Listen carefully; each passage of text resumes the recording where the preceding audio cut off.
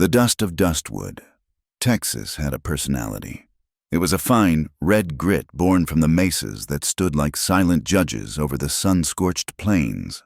It coated everything, a constant, unwelcome guest in a man's throat, in the creases of his eyes, and in the quiet corners of his heart.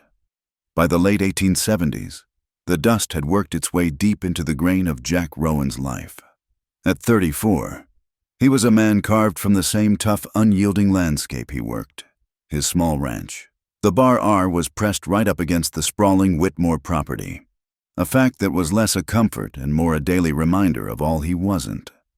He was mending a fence line that morning, the sun already a hot brand on the back of his neck.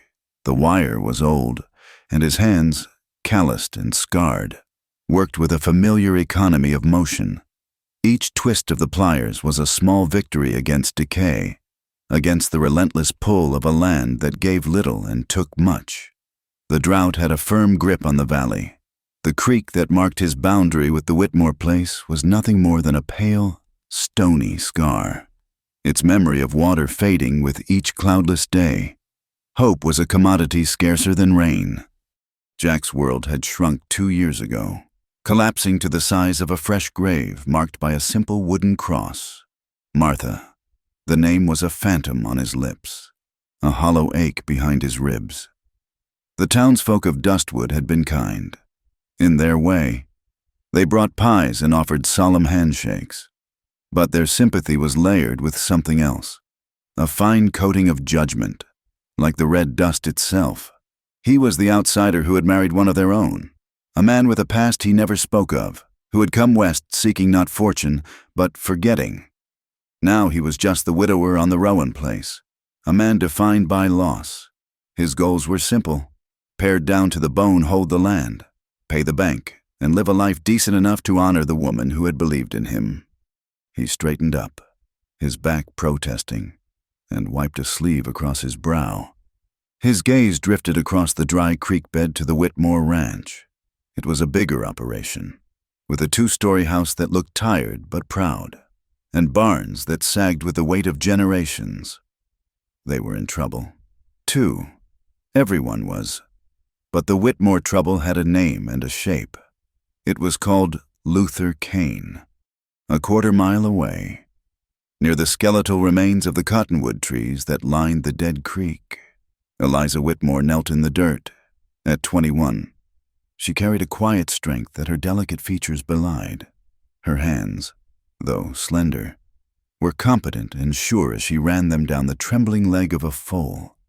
The creature was a wisp of a thing, all knobby knees and wide, terrified eyes, its dun coat matted with burrs. He was a stray, a ghost left behind by a herd of wild mustangs spooked by a lightning strike weeks ago. He had been near death when she found him, and though he still shied from most human contact, he tolerated her. More than tolerated. He followed her like a shadow. She called him Little Cowboy. Eliza possessed a gift her family saw as a pleasant, but ultimately useless, pastime. She had a way with animals, a deep, instinctual understanding of their hurts and fears. She knew the properties of herbs that could soothe a colic and the precise pressure that could calm a fevered beast. It was a skill that brought her peace, a small kingdom where she was in control, in the rest of her life. Control was a luxury she did not have. She was the Whitmore solution, the living, breathing contract designed to save their legacy. Soon, she would marry her cousin, Caleb Whitmore. It was an arrangement born of desperation, a pooling of the family's last resources to fend off the bank and the vulture who held the note. Caleb was not a cruel man, but he was a weak one, and the prospect of their union felt to Eliza like a well-oiled saddle being cinched tight, slowly squeezing the air from her lungs. This marriage was for the land, for the family name. It was not for her. Little Cowboy nudged her arm with his nose, a flicker of trust in his dark eyes. She smiled, a genuine, unguarded expression that transformed her face. "You're a warrior, aren't you?" she murmured, stroking his neck. "Don't you fret. I won't let anything happen to you." It was a promise she wasn't sure she could keep for him, let alone for herself. The reins of her own life were held in other hands. Later that day, Jack rode into Dustwood for supplies. The town was a single dusty street flanked by weathered, clapboard buildings. It baked in the afternoon sun, the heat shimmering off the packed earth. The air was thick with the smells of horse, leather, and the faint, greasy scent of frying bacon from the diner. Jack tied his horse, Dusty, to the hitching post in front of the general store and paused, his eyes drawn to the one establishment that seemed to defy the drought's oppressive mood, the Velvet Slipper Saloon.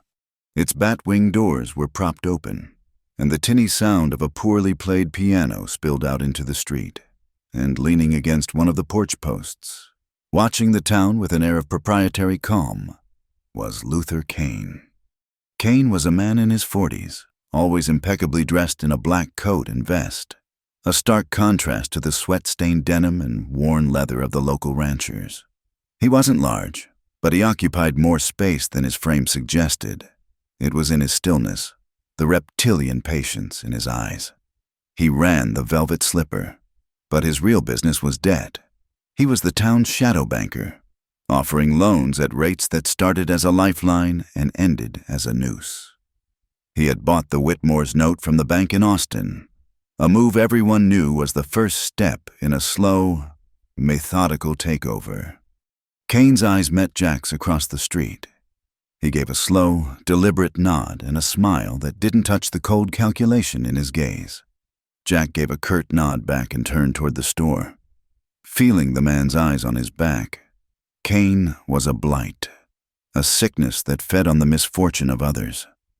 And Jack knew, with a certainty that settled like a stone in his gut, that Kane's appetite wouldn't end with the Whitmore land, his own small ranch.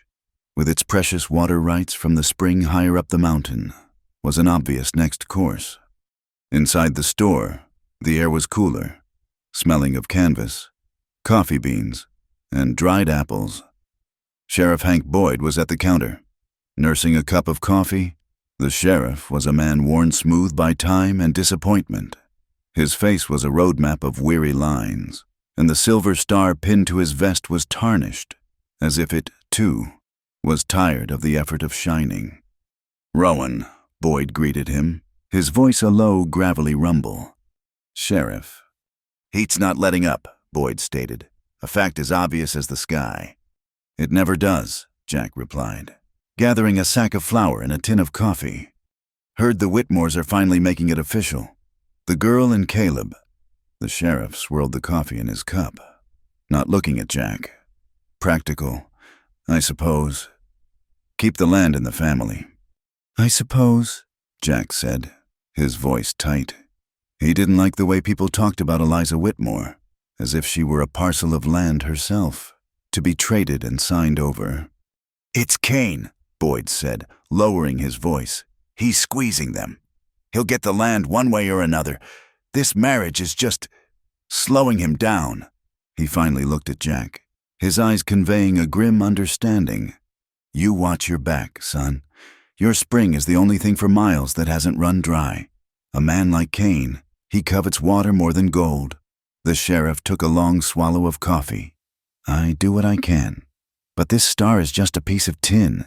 The only real law out here is the one a man can defend with his own 2 hands. Don't you forget it." Jack paid for his goods and left, the sheriff's words echoing in the oppressive heat. The promise of justice felt as distant and unreliable as a rain cloud. He took the long way back to the ranch, riding along the ridge that overlooked the valley. From up there, he could see his own small homestead, a neat, lonely square of hope against the vastness. And he could see the Whitmore place, its buildings clustered together like a family huddling for warmth. He saw a figure down by the creek bed, a woman in a pale dress, and a small, 4-legged shadow that never left her side. It was Eliza, walking with the foal. Even from this distance, he could see the gentleness in her posture, the patient way she stopped when the little horse stopped. He watched as she led it to a small patch of stubborn green grass near the base of a cottonwood, a spot she must have been saving. He thought of his own hands, thick and clumsy with calluses, good for twisting wire and holding reins, but not for that kind of patient tenderness. He hadn't felt that kind of gentle touch in 2 years. A loneliness, sharp and sudden, pierced through him. It was a dangerous feeling. He had built walls around his heart to keep the memories in and the world out. He had work to do. He had debts to pay. There was no room for anything else. He urged Dusty forward, turning his back on the scene by the creek, the red dust of the trail rising behind him like a curtain. As the sun began to dip below the mesas, painting the sky in fiery strokes of orange and purple, Eliza led little Cowboy into a small, disused stable near the edge of the Whitmore property. It was close to the fence line she shared with Jack Rowan, a quiet, forgotten place. She had fixed the roof herself and filled a corner with fresh, clean straw. It was the foal's sanctuary, and in a way, it was hers too. She groomed him with a soft brush, her movements slow and rhythmic. The day's heat was finally breaking, and a faint breeze stirred the dust. She thought of Caleb, of the wedding, of the heavy ceremonial dress her mother was sewing. She felt the weight of her family's expectations, of their honor resting on her slender shoulders. She was a good daughter. She would do her duty. But as she ran the brush over the foal's bony back, she thought of the wild mustangs, of their untamed spirit, of the freedom in their thundering hooves. She held the leather reins of little Cowboy's halter in her hand, feeling the worn, supple texture. Sometimes, she felt that life itself was a set of reins, and she was just holding on, letting herself be led down a path she had not chosen. She leaned her forehead against the foal's warm neck, closing her eyes. The coming night was quiet, but she could feel a tension in the air, a stillness that often came before a storm. The dust hadn't settled yet. It never really did. The quiet of the evening was a liar.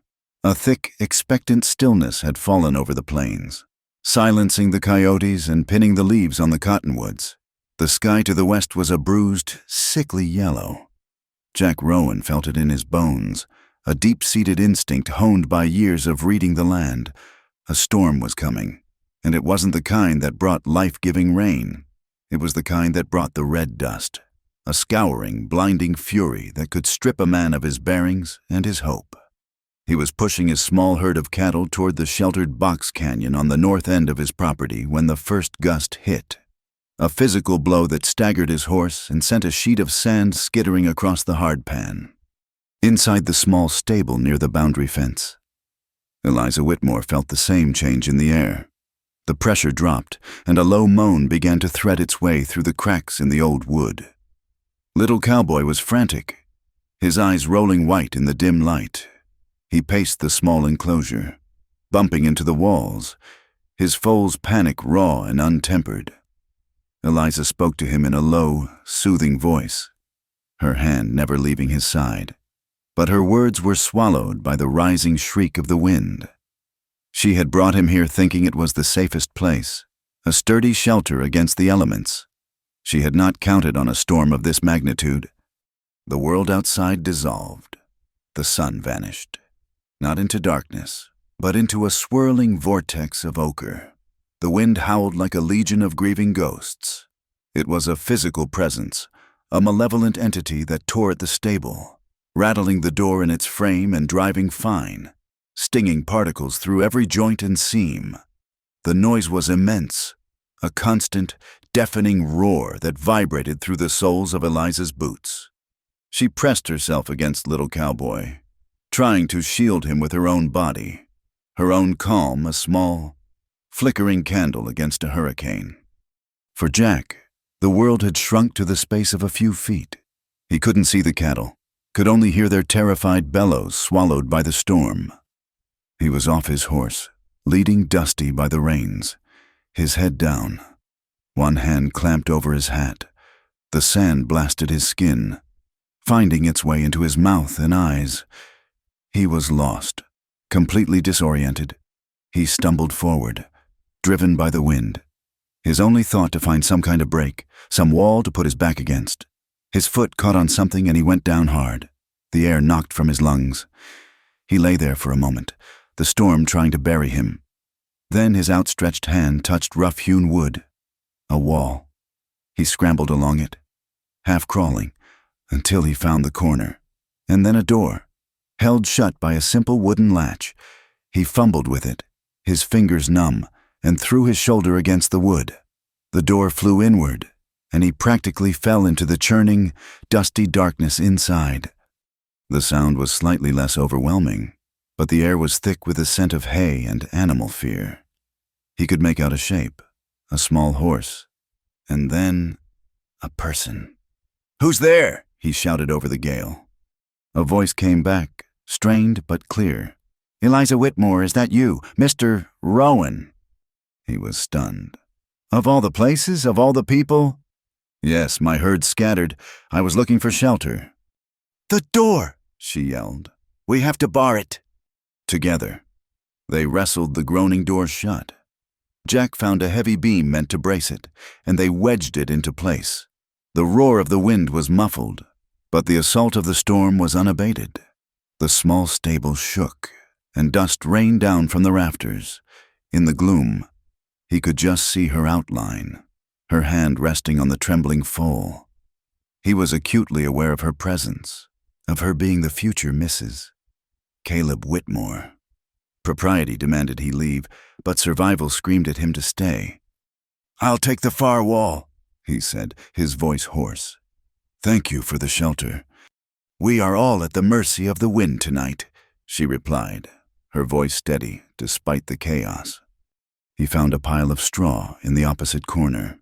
A good 10 feet away from her, he sank down onto it, the exhaustion of the last hour hitting him like a fist. The dust he'd inhaled made his lungs burn. Outside, the world was being remade by the wind. Inside the fragile wooden box, a man and a woman, neighbors who were practically strangers, waited for the fury to pass. He closed his eyes, the sound of the storm a relentless lullaby, and fell into a heavy, dreamless sleep. Morning came with a profound and unnatural silence. The wind was gone. A soft, hazy light filtered through the cracks in the stable walls, illuminating millions of dust motes dancing in the air. The world was blanketed in a fresh layer of fine, red powder.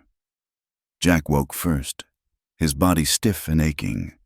He sat up slowly, the straw crackling. His first sight was of Eliza, asleep on her side on the opposite pile of straw.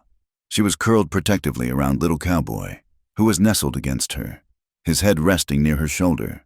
Her hair had come loose from its pins and fell in a soft wave across her face.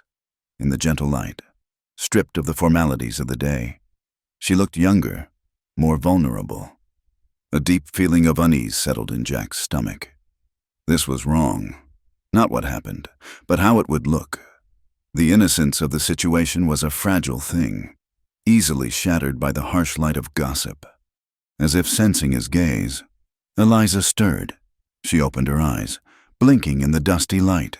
Her eyes met his across the small space. For a long moment, neither of them spoke. There was a shared understanding in that silence, an acknowledgement of the strange intimacy of shared survival and the coming complication of the new day. She sat up, pushing the hair from her face, her movements graceful and composed. "The storm has passed," she said, her voice quiet. "It has," he agreed. Before another word could be said, a loud creak came from the main door. The beam was being moved from the outside. Both of them scrambled to their feet as the door swung open, flooding the stable with blinding morning light. Framed in the doorway were 3 figures: Sheriff Hank Boyd, a grim-faced Caleb Whitmore, and one of the Whitmore's senior ranch hands. They stood frozen for a second, their eyes adjusting to the dim interior, taking in the scene. They saw Jack Rowan, his clothes rumpled and coated in dust. They saw Eliza Whitmore, her hair undone, standing beside a pile of straw that had clearly been slept in. They saw the foal, a detail that barely registered against the larger, more scandalous picture. The air crackled with unspoken accusation. Caleb's face, pale under its tan, contorted with a mixture of rage and humiliation. His eyes locked on Jack, ignoring Eliza completely. The ranch hand's jaw went slack, his eyes wide with the promise of a story that would be all over Dustwood by noon. It was Sheriff Boyd who spoke first, his voice carefully neutral, though his eyes were troubled. "Miss Whitmore, Caleb was worried sick, said you weren't in your room." Eliza stepped forward, her chin high, her gaze unflinching. She would not be treated like a guilty party. "The storm came up so quickly, Sheriff. I brought the foal here for safety. The wind was too strong to make it back to the main house." Her voice was calm and level, a stark contrast to the tension in the air. "And Rowan," Caleb spat the name like a curse. "What's he doing here?" Jack stepped forward, placing himself slightly in front of Eliza, a protective instinct he hadn't realized he possessed. "I was caught in the open with my cattle. Caleb, this was the only shelter I could find. Nothing happened here. We waited out the storm." He looked at the sheriff. "It's my fault. Hank, I don't know what I should have done, but her being here is on me. I put her in a bad position." Caleb laughed, a short, ugly sound. "A bad position? You spend the night with my intended bride, and you call it a bad position?" He took a step forward, his fists clenched. "I ought to kill you where you stand." "That's enough, Caleb," the sheriff said, putting a hand on his arm. But the damage was done. The seed of the story was planted. The truth that two people had independently sought shelter from a deadly storm was already being choked out by the more tantalizing weed of scandal. Eliza looked at her cousin, her eyes filled not with fear, but with a steely disappointment. "Nothing happened? Caleb, if you cannot trust my word, then that is a failing in you, not in me." But Caleb wasn't listening. He was looking at Jack, his pride wounded, his mind already poisoned by the sight before him. He turned and stalked away without another word. The ranch hand gave Jack a final, knowing look before following. The sheriff lingered for a moment, his gaze shifting between Jack and Eliza. He sighed, a weary sound. "This is going to be a mess," he said, more to himself than to them. He tipped his hat to Eliza. "Ma'am." Then he turned and followed the others. Jack and Eliza were left alone in the silent stable, the dust motes still dancing in the column of light from the open door.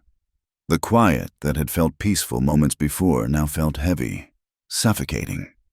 "I am sorry, Miss Whitmore," Jack said, his voice rough with guilt. "Truly, I never meant for your honor to be compromised." She looked at him, her expression unreadable. "It was the storm, Mr. Rowan, not you, but I fear the town will not see it that way." She knelt and gathered the foal's lead rope. "I should go." He watched her leave, leading the little horse out into the bright, dust-coated morning. He was left with the profound and terrible knowledge that his simple mistake, the mistake of being seen, had unleashed a storm far more destructive than the one made of wind and sand. He had indebted himself to her in a way that could not be easily repaid. By mid-afternoon, the story had taken root in Dustwood's fertile soil of gossip, in the Velvet Slipper Saloon. The tale was told and retold, each version more lurid than the last.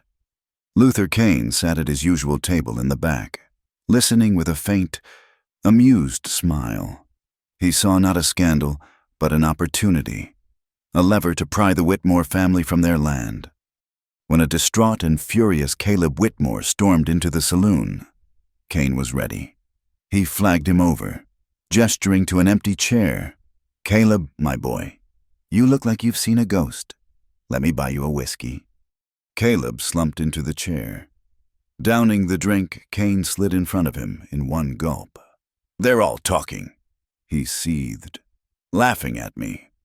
"Small people have small minds," Kane said smoothly, pouring another drink. "But a man of property, a man with a name to protect, he cannot afford to be made a fool of. It's a question of honor." "She swore nothing happened," Caleb muttered into his glass. "And I'm sure she's a fine, honest girl," Kane said, his voice laced with false sincerity. "But it's not about what happened. It's about what people will always believe happened. That stain doesn't wash out. It gets on the family. It gets on the land. He leaned in closer, his voice a conspiratorial whisper. You can't marry her now. It would make you a laughingstock. The bank in Austin will hear about this. They'll see the family is unstable, weakened. They'll call in the note. My note. He let that sink in before delivering the final, calculated blow. Perhaps this is a blessing in disguise, a chance for a fresh start. You're a young man. This town, this land, it's tied to this embarrassment now. But I could take it off your hands, give you a good price, enough to go anywhere, be anyone. Leave this whole sorry mess behind you. Cain sat back, watching the poison do its work. He saw the conflict in Caleb's eyes, the flicker of family duty warring with wounded pride, and the seductive whisper of an easy way out. The boy was weak. Cain knew he would break. The whole valley was now within his grasp, all thanks to a simple gust of wind. The rumors clung to Dustwood like the red dust itself, settling in corners and coloring every conversation. For Eliza Whitmore, they were a constant, suffocating presence at home. She faced Caleb's simmering resentment and her parents' anxious, pleading eyes. In town, she endured the whispers that stopped when she passed and the stares that felt like physical blows. Her world had become a prison of perception, and she was an inmate judged guilty without a trial. Her only reprieve was the small, forgotten stable in the company of little Cowboy. But then, he too began to fail. It started with a listlessness, a refusal of the precious water she carried to him. Soon, the telltale signs of dysentery appeared, a sickness that could burn through a young foal like a prairie fire. A veterinarian was a 2-day ride away, and a cost the Whitmores could not afford. Panic, cold and sharp, tried to take hold of her, but she pushed it down, replacing it with a focused calm. This was not a matter of honor or reputation. This was a life she had promised to protect. She fell back on the knowledge passed down from her grandmother, a woman who believed the cure for most ills grew from the earth itself. Eliza searched the dry creek bed and the hardy plants at the base of the mesas, her eyes sharp, her hands sure.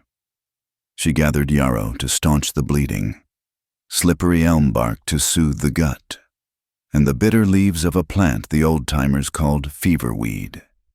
Back in the stable, she worked tirelessly, crushing the herbs with a stone, mixing them with a trickle of clean water from the house well to make a drench. Getting the medicine into the foal was a battle of wills. He was weak, scared, and in pain. She did not force him. Instead, she sat with him for hours on the straw, speaking in a low, constant murmur, stroking his neck until his trembling subsided. She would dip her fingers in the mixture and gently rub it on his gums, a tiny amount at a time, until he swallowed. For 2 days and 2 nights, she barely slept. She was no longer the arranged bride or the subject of scandal. She was simply a healer, fighting a quiet, desperate war in a dusty stable. On the 3rd morning, she arrived to find little Cowboy standing on his own wobbly legs, drinking deeply from the water bucket.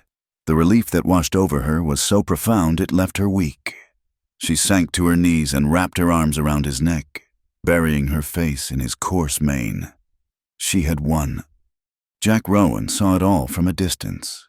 He had watched her frantic search for herbs, had seen the lantern burning in the old stable all through the night. He saw not a fallen woman, but a fiercely capable one. The sight deepened his own burden of guilt. He had inadvertently helped tarnish the reputation of the most competent person he'd seen in years. Meanwhile, his own small herd of horses was suffering. The drought had made the grazing poor, and several of his animals were plagued by lung fever. Their breathing labored and their coats dull. He knew what he had to do. It was a risk, an action that could pour oil on the fire of gossip, but it was the only honorable path he could see. He saddled Dusty and rode not to the edge of his property, but directly up the main path to the Whitmores' front porch. He found Eliza's father, a stooped, worried man named Thomas, inspecting a brittle harness. Caleb was nowhere in sight. Jack dismounted, holding his hat in his hands. "Mr. Whitmore," Jack began, his voice steady. "I've come to make a business proposition." Thomas Whitmore looked at him with wary, tired eyes. "We're not selling. Rowan, not yet." "I'm not here to buy," Jack said. "I'm here to hire. My horses are sick. I saw what your daughter did for that stray foal. I've never seen anything like it. I'd like to offer her a job, caring for my stock." Thomas stared as if Jack had just started speaking in tongues. Just then, Eliza emerged from the house, wiping her hands on an apron. She stopped short when she saw him. Jack turned his attention to her, his gaze direct and respectful. "Miss Whitmore, I would like to hire you. I'll draw up a formal contract, $20 a month, paid in cash, for your expertise. The work would be at my ranch, in the open. For all to see, your wages could help your family with the bank." The offer hung in the hot, still air. It was audacious, a direct challenge to the whispers. By making it a public, formal arrangement, he was attempting to redefine their association from one of shame to one of professionalism. He was giving her a tool to fight back, and in doing so, trying to repair the damage he had helped cause. That's impossible," Thomas stammered. The talk is based on lies," Jack said, his voice hard. "The best way to fight a lie is with the plain, honest truth. And the truth is, your daughter has a gift, and I need her help. This is a respectable offer of employment. Nothing more." Eliza looked from her father's panicked face to Jack's earnest one. Fear warred with a new, unfamiliar feeling, a flicker of empowerment. He wasn't trying to save her. He was acknowledging her skill. He was offering her not charity, but a wage she could earn. It was a chance to be more than a name in a marriage contract, a way to actively contribute to her family's salvation. It was a chance to hold the reins of her own life, if only for a moment. "I accept," she said, her voice clear and strong. Her father looked horrified, but Eliza held his gaze. "Father," she said gently, $20 a month is more than this ranch has seen in a year. My honor is not so fragile that it can be broken by honest work." The next day, she walked over to the bar R. The arrangement was tense at first. Jack showed her the sick horses, explaining the symptoms, and then he stepped back, giving her space. He was determined to keep a respectful distance, to ensure there could be no grounds for further speculation.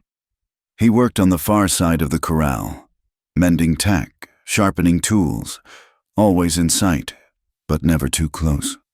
The silence between them was thick with unspoken things, but it was a silence built of mutual respect, not animosity.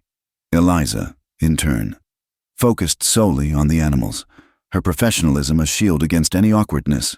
She moved with a quiet confidence, her touch gentle, her voice a soothing balm to the distressed horses. It did not take long for Luther Kane to hear of the new arrangement. He saw it for what it was, an act of defiance. From his perch at the velvet slipper, he decided it was time to tighten the screws. The harassment began subtly. One morning, Jack found a 20-foot section of his northern fence cut, the wires snipped clean. It took him half a day under the brutal sun to round up the 3 steers that had wandered onto Whitmore land and then mend the fence. A few days later, the shallow irrigation ditch he had dug from his spring, the one that carried a precious, life-sustaining trickle of water down to his and the Whitmore stock tanks, was mysteriously dammed with rocks and mud. The water was diverted, spilling uselessly onto the parched earth. It was another day of back-breaking labor to clear it. Then came the drifters. 2 hard-looking men with cruel eyes and lazy smiles rode up to his ranch, claiming to be looking for work. Jack knew better. They were Kane's men. He'd seen them leaving the velvet slipper at odd hours. He told them he wasn't hiring. They didn't leave. They loitered by his corral, making crude remarks just loud enough for Eliza to hear. Their presence a deliberate, menacing stain on the workday. Jack finally walked over, his hands empty but his stance rigid. "I told you to move on," he said, his voice dangerously low. One of the men spit a stream of tobacco juice near Jack's boot.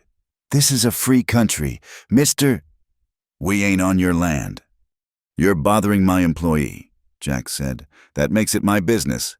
Leave, now." The man took a step forward, his hand drifting toward the pistol on his hip. Jack didn't flinch. He just stood his ground, his eyes like chips of granite. For a long moment, the air was tight enough to snap. Finally, the drifter grunted. Seeing something in Jack's face that he didn't want to test, he and his partner mounted their horses and rode off. But Jack knew they would be back. He reported the incidents to Sheriff Boyd, detailing the cut fence, the diverted water, the veiled threats. The sheriff listened patiently, his expression growing more tired with each word. "I believe you, Jack," he said when Jack had finished, "and I know who's behind it. But knowing and proving are two different things. Kane is careful. He uses men who will be 50 miles away by the time I can even ask a question." He picked up the tarnished star from his desk, rubbing his thumb over it. "You have to understand. All I have is this old piece of tin and a law book full of words. The law out here is often just the man with a faster gun and the will to use it. You and the Whitmore girl. You're on your own in this. Be careful." The warning settled heavily on Jack. He was a man who believed in order, in doing things the right way. But he was being pushed into a corner where those things didn't matter. The daily work with Eliza became the calm center of his turbulent life. He found himself watching her, admiring the steady competence of her hands, the quiet determination in her eyes. He felt the frozen ground of his heart begin to thaw in scopic ways, and it terrified him. To feel anything again was to risk the shattering pain of loss. He had buried Martha, and he had sworn he would bury his heart with her. He fought the warmth she brought into his days, holding the reins on his own emotions with a desperate grip, reminding himself that this was just a business arrangement, a debt of honor to be paid. For Eliza, the Rowan Ranch was becoming a sanctuary. In the face of her work, the whispers of the town and Caleb's sullen anger seemed to fade. She was earning her own way, proving her worth in a tangible form. She felt a growing respect for Jack Rowan, a man who met trouble head-on and had offered her a shield of respectable work instead of pity. But each evening, when she returned to the oppressive atmosphere of the Whitmore house, her conflict returned. Her duty to her family demanded she sever this tie, placate Caleb, and restore their fragile peace. But her own integrity, her own burgeoning sense of self, rebelled. She was caught between filial piety and the truth, between the woman she was supposed to be and the woman she was discovering she was. The reins of family and honor pulled one way, while the reins of her own conscience pulled another. And in the distance, she could feel Luther Kane's grip tightening on them all. The fragile truce with Luther Kane's malice was shattered on a moonless night. The air, for once, was still and cool, a welcome break from the oppressive heat of the day inside the small bunkhouse. Jack sat with his two hired hands. Silas, a grizzled man with 50 years of Texas baked into his skin, and young Ben, barely a man himself but with a strong back and a loyal heart. A quiet game of cards was underway. The only sounds, the soft shuffle of the deck and the clink of a coffee cup. A lantern cast a warm, golden circle of light, a small island of peace in the vast, dark ocean of the plains. The first warning came from Jack's dog, a scruffy mutt named Patch, who let out a low, guttural growl from his spot under the porch. The hair on Jack's arms prickled. Patch was not a frivolous barker. Silas paused with a card halfway to the table, his head cocked, listening. Then it hit them, faint at first. Then, unmistakable, the acrid smell of smoke where no smoke should be. Jack was on his feet in an instant, kicking his chair back. The hay barn. He burst out the door with the others close behind. The sight that met them was a vision from hell. The large barn where he stored the winter feed wasn't just smoking. It was erupting. Angry orange flames clawed their way up the dry timber walls, roaring as they consumed the packed, tinder-dry hay within. The light of the inferno threw their long, dancing shadows across the ranch yard and illuminated two figures on horseback, already wheeling to flee back into the darkness. Cain's men. But Jack's attention was ripped from the fleeing saboteurs to a movement near the corrals adjacent to the burning barn. It was Eliza. She must have been in her small stable with little Cowboy when the fire started. The heat was already intense, and sparks rained down like malevolent stars. The young horses and calves in the nearby enclosure were screaming in terror, crashing against the wooden rails, their eyes wild. "Eliza, get back!" Jack bellowed, his voice raw with a fear that went deeper than the loss of a barn. She either didn't hear him, or she chose not to. She was already at the corral gate, her hands struggling with a heavy wooden latch. A wave of superheated air billowed from the barn, and she staggered back, shielding her face with her arm. But she didn't run. She lunged forward again, shoving her shoulder into the heavy gate, her small frame straining against it. The latch gave, and she threw the gate wide. "Go, Haya, go!" she screamed at the panicked animals, her voice high but clear above the roar of the fire. She flapped her arms, a small, determined figure silhouetted against the terrible light, driving the terrified young stock out into the relative safety of the open pasture. While Ben ran for buckets and Silas worked to free the horses from the main stable, Jack sprinted toward the fight he knew was coming. He grabbed a heavy axe handle that was leaning against the bunkhouse wall. The two riders, emboldened by the chaos, had circled back, perhaps to ensure their work was complete. Jack met the first one as he dismounted, swinging the hickory handle in a hard, vicious arc that caught the man in the ribs with a sickening crunch. The man went down, gasping for air. The second rider spurred his horse toward Jack, but Silas was there, appearing out of the smoke with a length of old rope. He flung it with a practiced flick of the wrist, and the loop snagged the rider's arm, pulling him clean off his saddle. The man hit the ground hard. Ben arrived, no longer a boy, but a furious man, and the three of them fell upon the saboteurs. It was a short, brutal, and ugly fight, driven by the desperation to protect their home. It ended with the two intruders scrambling back to their horses and vanishing into the night, leaving the ranchers to face the fire alone. Eliza had just herded the last of the calves out when she saw that one creature remained, frozen in terror in the far corner of the corral.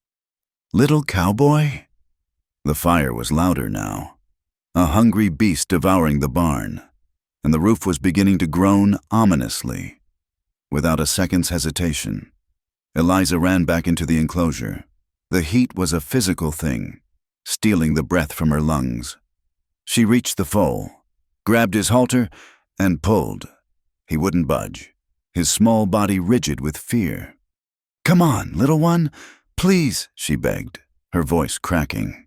She could feel the heat on her back, see the structure of the barn beginning to sag. She put her body against his, pushing, pulling, and finally, his survival instinct broke through the paralysis. He bolted, dragging her along with him. They cleared the gate just as a section of the barn roof collapsed inward with a deafening roar, sending a geyser of embers and smoke into the night sky. For the next hour, they fought the fire. It was a desperate, losing battle against the hay barn, but a vital one to save the other building. Jack, Silas, Ben, and now Eliza formed a frantic bucket brigade from the stock tank, their faces blackened with soot, their lungs screaming for clean air. They worked in a grim, synchronized rhythm, their individual fears and differences burned away by the singular, overwhelming need to survive. Eliza worked as hard as any of them, her dress torn and smeared with ash, her arms aching, her face set in a mask of grim determination. Finally, the main fire burned itself out, leaving the barn a blackened, skeletal ruin that hissed and popped in the darkness. They had managed to save the other structures. They stood together in the smoldering yard, exhausted, filthy, and breathing heavily in the smoky air. Silas, the old rancher, walked over to Eliza. He took off his hat, a gesture of profound respect.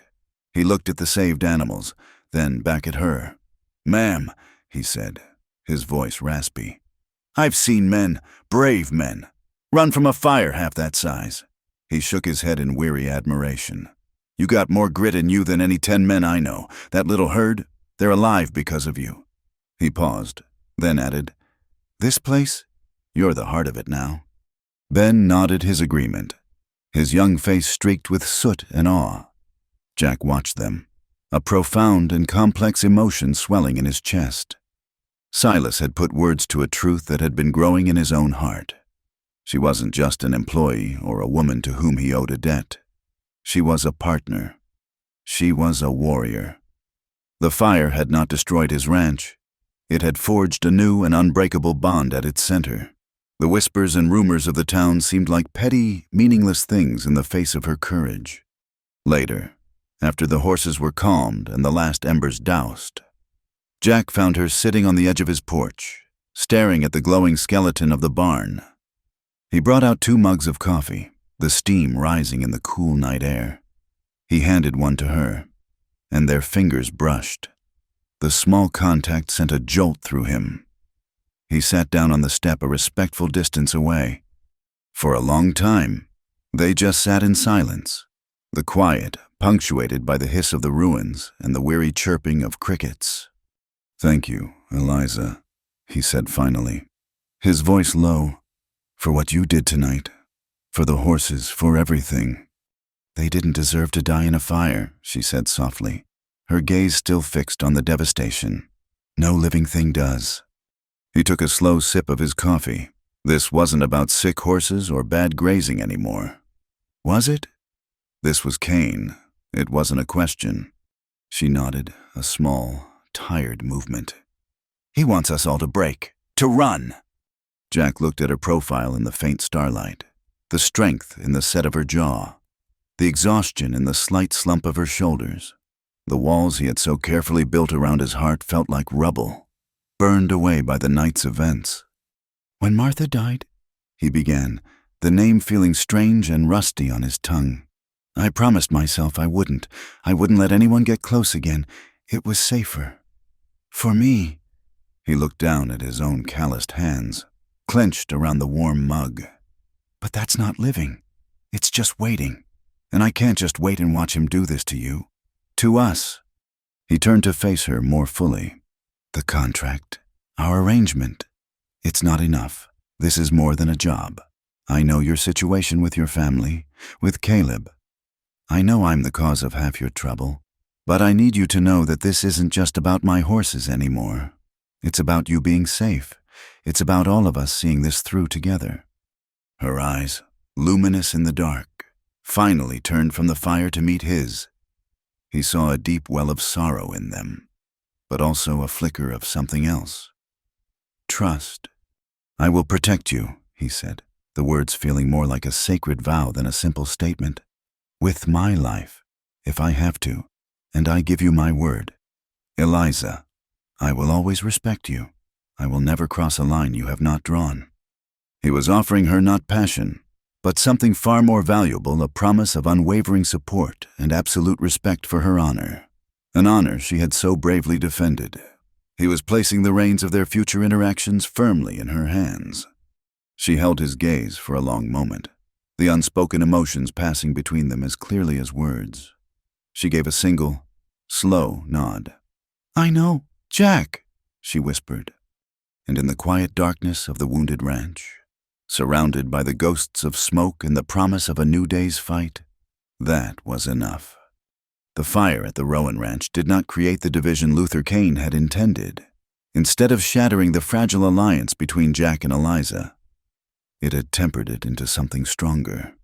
The whispers in town, which had once been malicious, were now tinged with grudging admiration for the Whitmore girl who had faced down a blaze. Cain realized that petty harassment would no longer suffice. He needed to apply pressure at the source of all power in the valley debt.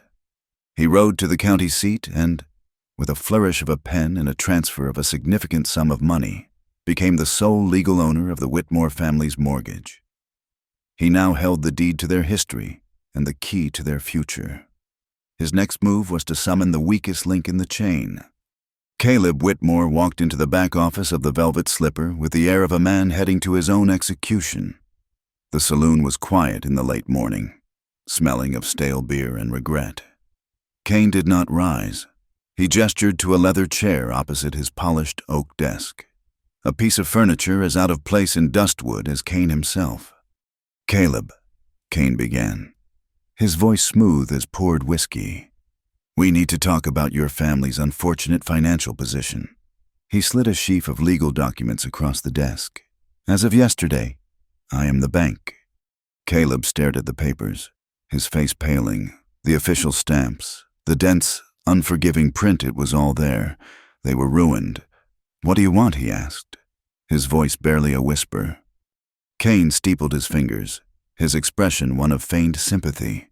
"What I want is what's best for everyone. This situation with your cousin and that widower, Rowan, it's a disgrace. It's dragging your family's good name through the mud. It makes you look weak." He let the word hang in the air, a deliberate, poisoned dart. A man can't build a future on a foundation of ridicule. "What do you want?" Caleb repeated, his voice harder this time. "I want to help you," Kane said, his smile never reaching his eyes. "I am prepared to be very generous. Sign the ranch over to me.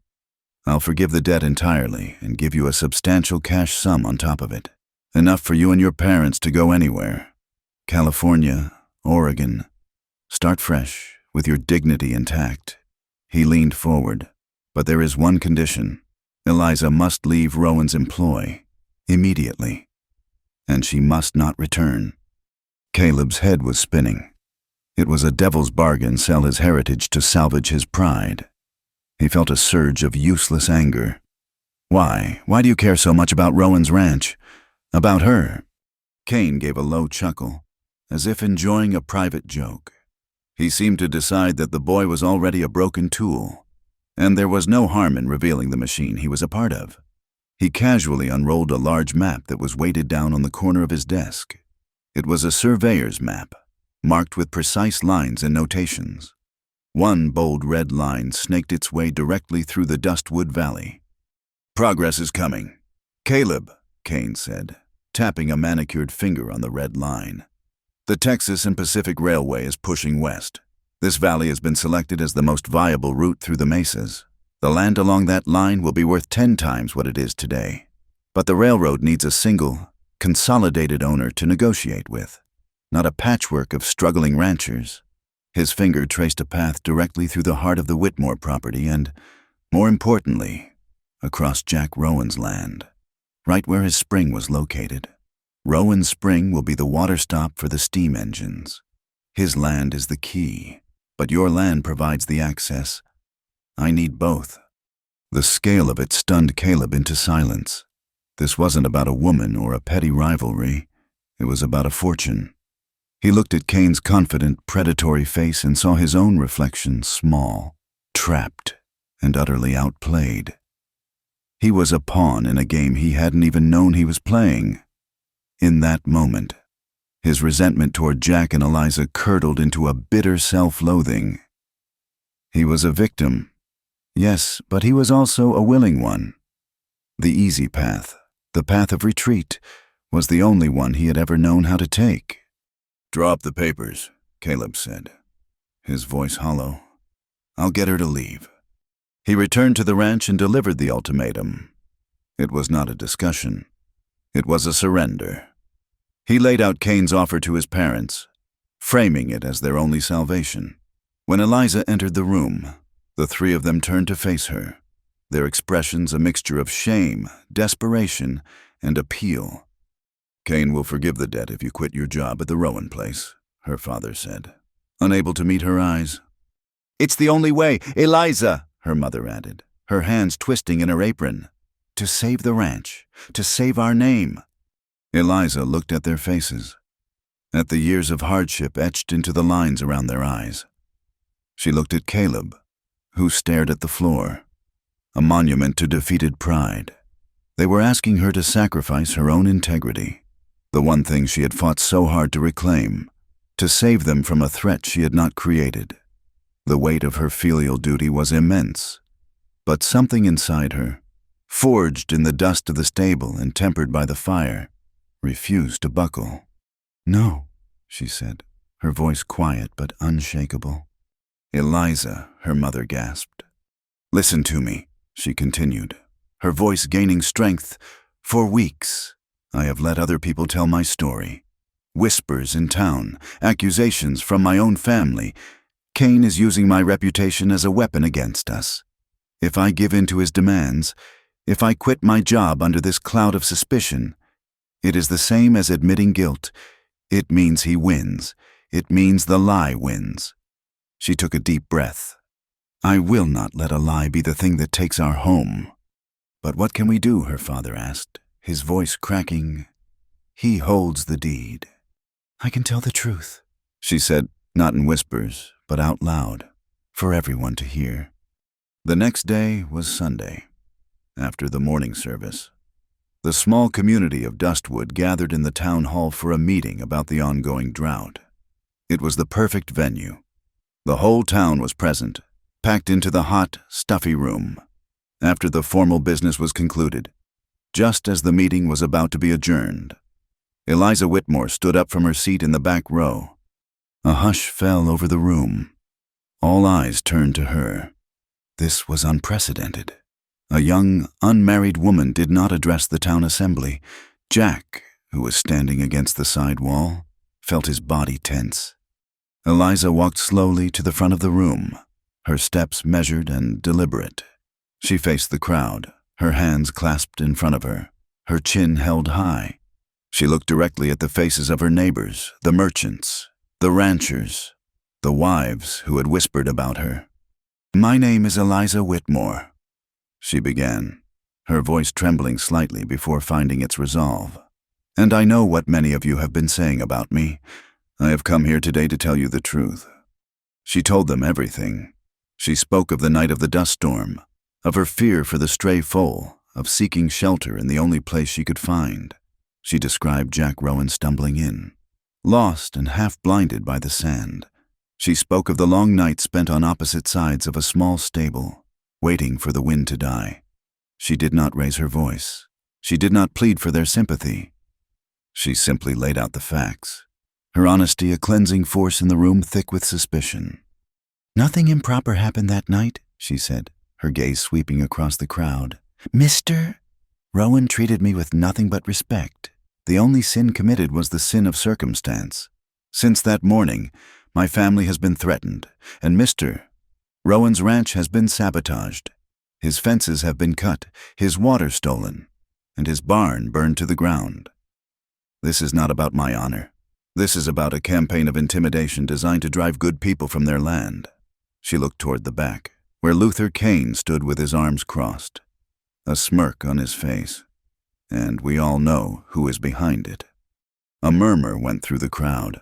Her courage was palpable. She had taken their gossip and held it up to the clear, hard light of truth, and it had shriveled. Sheriff Hank Boyd, who had been observing from his chair near the front, slowly rose to his feet. He looked old and tired, but as he spoke, a spark of his long-dormant authority seemed to return. "Miss Whitmore is right," he said, his voice booming in the silent room. "I've been too patient. I've let legalities and a lack of evidence keep me from acting. No more." He turned his gaze on Kane. "As of this moment, I am opening a formal investigation into the acts of arson, vandalism, and intimidation directed at the Rowan and Whitmore properties. I am asking anyone with any information to come forward. This town will not be ruled by fear and shadow." It was a declaration of war. The lines were drawn. Jack watched the entire scene unfold with a sense of awe. He had seen Eliza's strength and compassion with the animals. He had witnessed her courage in the face of fire. But now, he saw her as a leader. She had not only defended her own honor, she had defended the very idea of truth in their community. He looked around the room and saw the faces of the other small ranchers, men and women who were just one bad season or one predatory loan away from ruin themselves. He saw their fear, but now he also saw a flicker of hope, a bit of the steel that Eliza had just shown them.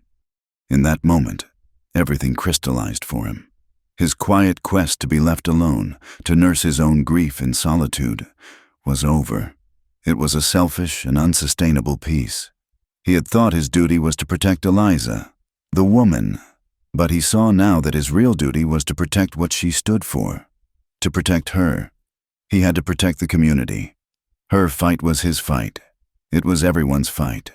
Luther Kane was not just a threat to his ranch or her reputation. He was a cancer threatening to consume all of Dustwood. And Jack knew, with a certainty that settled deep in his soul, that he would no longer just be reacting to Kane's attacks. From this day forward, he would be standing with Eliza, ready to fight back. Eliza's public defiance and the sheriff's declaration had turned Dustwood into a powder keg with a dangerously short fuse. Luther Kane, a man who detested public humiliation above all else, was not one to wait for the law to run its slow, methodical course. He had been challenged, his power questioned in the open. For that, there would be a reckoning. He sent a rider with a heavy purse of gold and a simple, brutal message. The response came 2 nights later, in the form of 10 silent men on horseback, their faces hard and anonymous in the cold. Brilliant light of a full moon. On the Rowan Ranch, an uneasy peace held. They knew an attack was not a possibility, but an inevitability. Sheriff Boyd had ridden out with his deputy, joining Jack, Silas, and Ben. They had spent the day fortifying the ranch, using overturned wagons, stacked feed sacks, and old fence posts to create a makeshift barricade around the main house and the precious stone-lined well that was its heart. The well was the ranch's lifeblood. To lose it was to lose everything. A handful of men from neighboring ranches, their faces grim, had also arrived, bringing their own rifles and a shared understanding that this was a fight for more than just Jack Rowan's land. Eliza had refused to leave. She had moved little Cowboy into the main stable, then set about turning the ranch house kitchen into a field hospital, with Caleb's mother and 2 of the neighboring ranchers' wives, both older, steady women. She had organized their meager supplies, clean cloths torn into strips for bandages, whiskey for antiseptic, and a large pot of water kept perpetually on the boil. She was the calm, efficient center of a storm she knew was about to break. The first shot came without warning. A rifle cracked from the shadows of the mesas, and a chip of wood exploded from the corner of the porch. The siege had begun. Muzzle flashes began to blossom in the darkness, a deadly constellation surrounding the ranch. The defenders returned fire, their own shots a steady, measured response. The night air, once still and silent, was now filled with the sharp report of rifles, the angry buzz of lead, and the splintering of wood. The fight quickly focused, as Jack knew it would, on the well. It stood in the middle of the yard, a low stone circle that offered the only real cover between the house and the outer darkness. Kane's men were trying to advance, to gain control of that central point, to cut the heart out of the ranch. Jack crouched behind an overturned buckboard, fired and reloaded with a mechanical calm. His entire world narrowed to the flash of a rifle and the shadow of a moving man. Beside him, Sheriff Boyd aimed his Winchester with the unhurried precision of a man who had done this too many times before, his presence a solid, reassuring anchor in the chaos.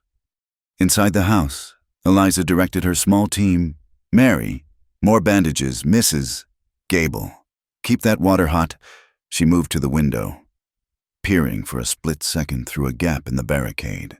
She saw the flashes of light, the dark shapes darting between shadows. She felt a profound, sickening fear, not for herself, but for the men outside, for Jack. She pushed it down, converting it into a cold, practical anger.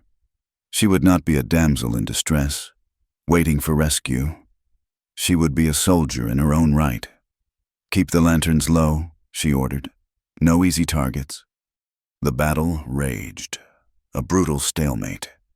For every 2 steps the attackers gained, they were driven back 1. A bullet tore through Silas's sleeve. a hot caress that left a bloody furrow on his forearm. Eliza was there when he stumbled back to the house to reload, her hands quick and steady as she cleaned and bound the wound without a word, her eyes meeting his in a shared, grim understanding before he turned and ran back to the fight. One of Cain's men, a wiry opportunist, saw a different path to victory. While the main force kept the defenders pinned down at the well, he slipped around the edge of the fighting toward the largest remaining structure, the granary. It was filled with seed for the next season's planting and feed for the coming months. To burn it would be to cripple the ranch as surely as poisoning the well. He found a rickety ladder leaning against a fence and dragged it toward the building's side, intending to climb to the hayloft window and toss a torch inside. The constant percussive explosions of gunfire had driven the animals in the main stable into a frenzy. Little Cowboy, who had never known anything but Eliza's gentle care, was consumed by a primal terror. With a high-pitched squeal of panic, he kicked his stall door, the wood splintering, and then again, until it burst open. He bolted blindly into the ranch yard, a dark, terrified streak moving through the chaotic landscape of noise and light. The arsonist was halfway up the ladder, a lit, oil-soaked torch in his hand. He was reaching for the window when the foal, running from the demons of the gunfire, crashed headlong into the base of the ladder. The impact was violent. The ladder twisted, throwing the man to the ground with a grunt of pain. The torch flew from his hand, landing in a patch of dusty, bare earth where it sputtered and died. Little Cowboy, his panic unabated, kept running until he found the far corner of a pasture fence, where he stood, trembling uncontrollably from his position. Jack saw the whole thing: the falling man, the extinguished torch, the small, innocent creature who had just saved their future. The failed arson attempt was a turning point. The attacker, exposed and on the ground, was quickly captured. The momentum of the assault was broken. Sensing the shift, Jack and the sheriff pressed their advantage, their fire becoming more aggressive, more focused. The hired guns were mercenaries, not martyrs. They were being paid to intimidate a rancher, not to die in a pitched battle that was turning against them. A call went up from the darkness, a signal of retreat. Within minutes, the remaining attackers had melted back into the shadows they came from, leaving behind the scent of gunpowder and two of their wounded comrades. A heavy, ringing silence fell over the ranch. The fight was over, but the war was not. As Eliza and the other women emerged to tend to the wounded on both sides, a new sound reached them, the thunder of hooves. A dozen riders were approaching, fast. For a heart-stopping moment, they feared a second wave of attack, but then they saw the familiar shapes of their neighbors, the ranchers who had been at the town meeting, riding with rifles held at the ready. They had heard the gunfire from miles away and had come to stand with their own. The community had answered the call. Sheriff Boyd looked at the faces gathered in the moonlight, at the weary but determined men, at the soot-stained but unbroken women. He looked at Jack and Eliza standing side by side near the well. This was his town, and he had almost let it die. "It's done," he said, his voice carrying the weight of a final decision. He turned to Jack. "Get your horse. We're going to town." He looked at the posse of ranchers. "All of you. We're going to finish this tonight." The Velvet Slipper was still lit, an island of defiant decadence in the sleeping town. Luther Cain was at his desk in the back, a glass of brandy in his hand, waiting for news of his victory. The news he got was the splintering crash of his own bat-wing doors as Sheriff Boyd, Jack, and a dozen armed ranchers filed into his saloon. Cain rose slowly, his face a mask of cold fury. "Sheriff, to what do I owe this intrusion?" "Luther Cain." Boyd's voice was like stone. "I'm arresting you for conspiracy, attempted murder, and arson."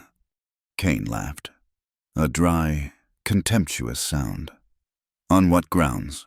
The word of a disgraced girl and a half-broke widower. You have no proof. I have two of your hired guns, captured at the Rowan Ranch, who are very eager to testify in exchange for a lighter sentence. the sheriff said, his voice level. "I have a sworn statement from a clerk at the county records office about the pressure you applied to rush the sale of the Whitmore mortgage. And I have this."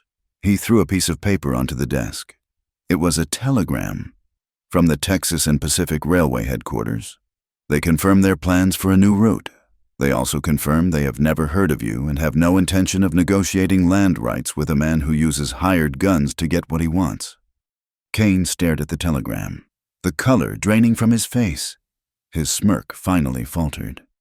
As if on cue, the rest of the town, woken by the commotion, began to gather outside. They filled the street, their faces illuminated by the light spilling from the saloon.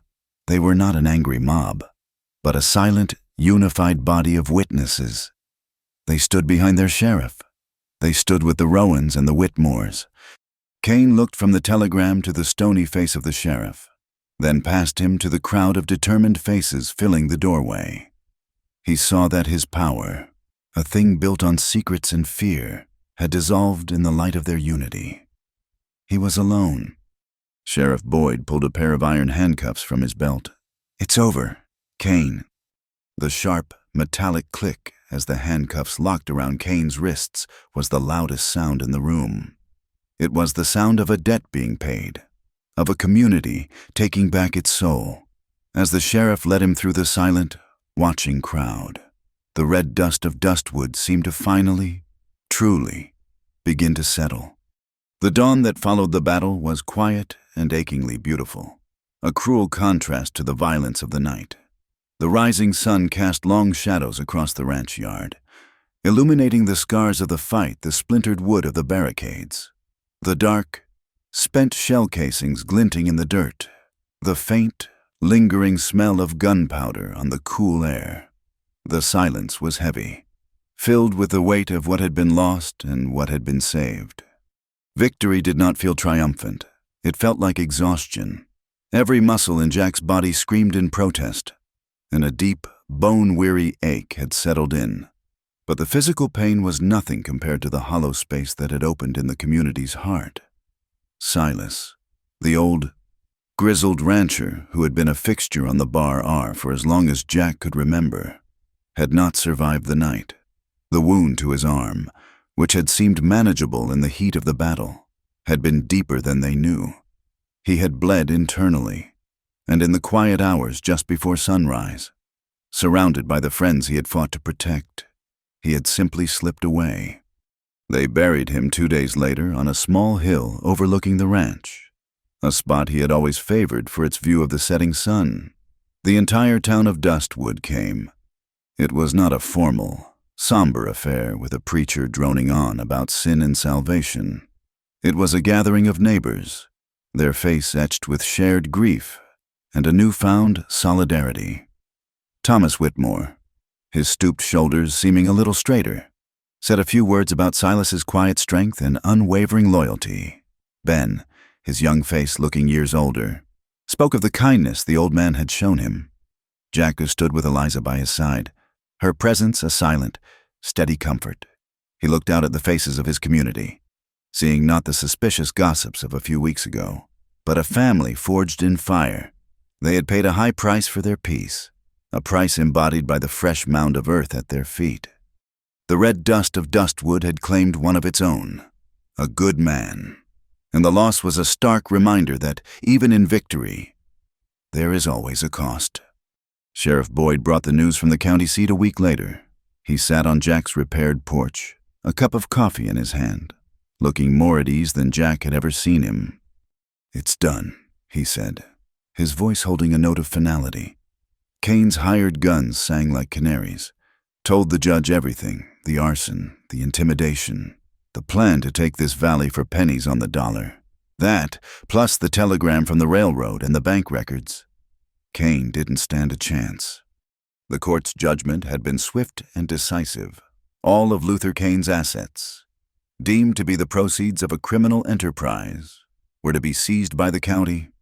This included the Velvet Slipper, a dozen properties in town, and, most importantly, the mortgage note for the Whitmore Ranch. The bank in Austin got a visit from a federal marshal. The sheriff continued with a grimly satisfied smile. When the judge explained to them the legal ramifications of colluding with a man like Cain, they suddenly became very cooperative. "They've offered your family a new loan. Thomas," he said, turning to Eliza's father, who had joined them on the porch. "Fair terms, manageable payments, a fresh start." Thomas Whitmore looked overwhelmed, the relief so immense it seemed to take the last of his strength. He nodded slowly, his eyes glistening. "Thank you, Sheriff. Thank you, Jack." The weight of generations seemed to lift from his shoulders. The velvet slipper was shuttered, its gaudy sign a monument to a fallen tyrant. The shadow that had loomed over the valley for so long had finally been banished, but there was still one ghost left to lay to rest. He came the next morning, riding a tired-looking horse, his shoulders slumped in defeat. Caleb Whitmore dismounted in the ranch yard, not with his usual swagger, but with the hesitant steps of a penitent. He found Eliza near the corral, tending to little Cowboy, who was now her constant, trusting shadow. "Eliza," he began, his voice rough. He stopped a few feet away, twisting the brim of his hat in his hands. There's nothing I can say that will fix what I did. I was a coward. I was weak, and I let my pride get the better of my sense. Cain played me like a fiddle, but I let him. I wanted to believe his lies because it was easier than facing the truth." He finally raised his eyes to meet hers. There was no anger left in them, only a deep, hollow shame. He offered me an easy way out, and I almost took it. I almost sold our home, our history, just to soothe my own wounded pride. You were brave. You stood up and fought, while I was ready to run. He shook his head slowly. "I don't deserve to be a part of what you're all building here." Eliza listened without interruption, her expression one of sad understanding rather than anger. "Where will you go, Caleb?" she asked quietly. "West," he said with a shrug. "California, maybe. I've sold my share of the herd to Pa. I need to start over somewhere new, somewhere I'm not me." He took a hesitant step closer. "I'm not asking you to forgive me. I just wanted you to know that I am truly sorry. For everything." Just then, Jack walked out of the stable, his face unreadable. Caleb stiffened, expecting a confrontation. Instead, Jack just nodded at him. "I heard you were leaving," Jack said. His tone was not accusatory. It was simply a statement of fact. "I am," Caleb replied. He turned to face Jack fully. "Rowan, Jack, I was wrong. I let jealousy make me a fool. You're a good man. You protected her when I didn't. I hope you'll both be happy." He extended his hand. Jack looked at the offered hand, then at Caleb's face. He saw not an enemy, but another victim of Cain's manipulations, a young man who had lost his way and was now trying, however clumsily, to find it again. Jack took his hand and shook it firmly. It was a handshake of closure, an acknowledgement that the past was now truly in the past. Caleb gave a final, sad nod to Eliza, mounted his horse, and rode away without looking back, a solitary figure heading west in search of a second chance. In the weeks that followed, a new rhythm established itself. The days grew warmer, and the hard work of rebuilding began. With the help of their neighbors, a new, smaller, more practical barn began to rise from the ashes of the old one on Jack's land. On the Whitmore Ranch, the specter of debt was gone, replaced by a sense of hopeful industry. Jack found himself spending more and more time there, not just as a hired hand's employer, but as a friend and a partner. His advice on cattle and crops sought and valued by Thomas. He and Eliza worked side by side, the awkwardness between them long since replaced by a comfortable, easy companionship. They spoke of horses and weather and the future, their conversations weaving a quiet tapestry of shared understanding. Jack felt his heart, so long dormant and guarded, slowly, tentatively, opening to the light. One late afternoon, as the sun began to dip toward the mesas, He found her in the small corn patch they had planted behind her house. The stalks were still young, barely knee-high, but they were a vibrant, defiant green against the red earth, a symbol of the new life they were all cultivating. She was on her knees, carefully pulling weeds from around the base of the delicate plants. He walked up the row and stood for a moment, just watching her. The setting sun caught the light in her hair, turning it to spun gold. She looked up and smiled, a natural, unguarded expression that made his heart ache in a way that was both sweet and terrifying. "The corn's looking good," he said, his voice sounding rougher than he intended. "It is," she agreed, sitting back on her heels. "With a little luck, we'll have a good harvest." He knelt in the dirt in front of her, the scent of the rich earth and the green, growing things filling the air. He took her hands in his. They were calloused and smudged with dirt, the hands of a worker, a healer. They were the most beautiful hands he had ever seen. "Eliza," he began, his heart thumping a steady, heavy rhythm against his ribs. "We've been through more than most. We started as neighbors, became suspects, then allies, and somewhere in all that fighting and fire, you became my friend, my best friend." He looked into her eyes, wanting her to see the absolute sincerity of his words. "I know about your previous arrangement, and I know I have no right to ask anything of you, but I also know that I can't imagine a day on this earth without you by my side." He took a deep breath. "I'm not a poet, and I don't have much to offer, just a small ranch with a lot of work, a name that's finally clear, and a heart that's, well, it's a bit scarred and rusty, but it's whole again, and it's yours, if you'll have it." He didn't have a ring. He had only the truth. Eliza Whitmore. "I love you. Will you marry me, not to save a ranch or to please a family, but to build a life with me together?" He squeezed her hands gently. "From now on, whatever comes, all the decisions are ours." Tears welled in her eyes, but they were not tears of sorrow. They were tears of joy, of relief, of a long-held hope finally realized. She didn't speak for a long moment. She simply leaned forward in the soft evening light, between the rows of new, green life, and kissed him. And in that simple, honest gesture, he had his answer. A year can change a landscape, a year of slow, soaking rains, the kind that don't run off in a fury but seep deep into the parched earth, can bring a dead creek back to life. A year of hard work, shared purpose, and quiet trust can turn a collection of frightened individuals into a community. In the year that followed the arrest of Luther Kane, Dustwood was reborn, not in a flash of divine intervention, but through the steady, determined effort of its people. The seasons had turned, and the unforgiving sun of the drought had been replaced by a sky that offered clouds and the promise of relief. The red dust still coated everything. It was the land's signature, and that would never change, but it no longer felt like a judgment. It was just the color of home. The most visible symbol of this transformation stood on the town's main street, the Velvet Slipper. Once a den of shadows and predatory loans, was now the Dustwood Community Hall.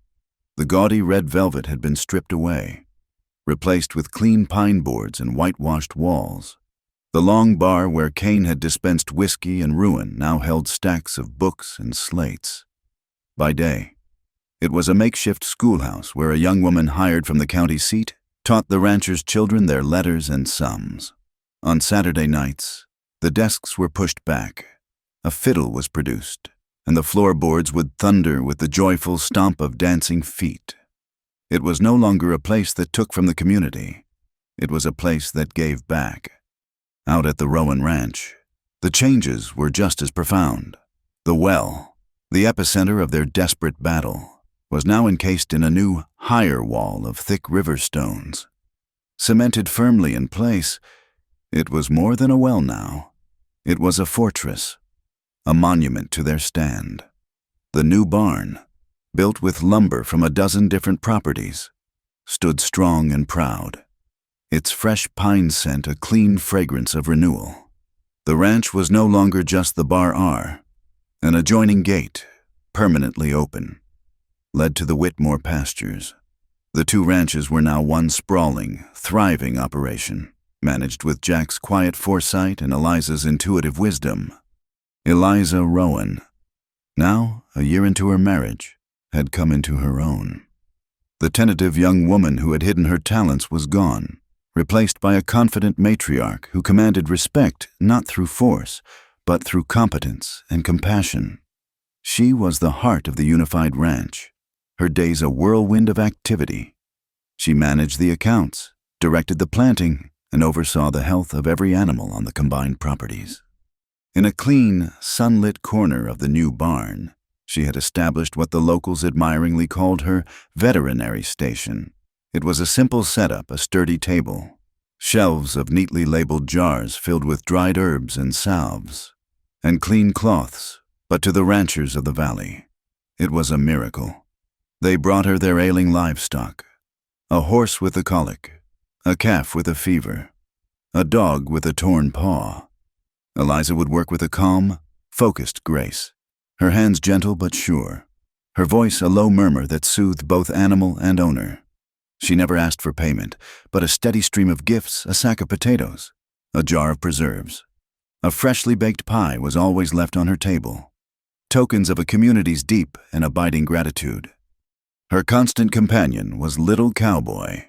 The gangly, terrified foal had grown into a magnificent young horse, his dun coat shining with health, his intelligent eyes missing nothing.